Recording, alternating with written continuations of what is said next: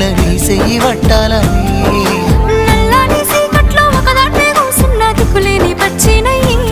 బావా నువ్వెప్పుడొస్తావని ఏళ్ళైపోతుండే పిల్ల ఎన్నెలొచ్చింది మన బతుకులా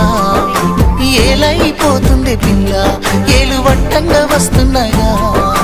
ఇన్నాళ్ళ ఎడబాటు ఎడవాసిపోతుందిలే ఈ సీనయ్య గుంటున్నదే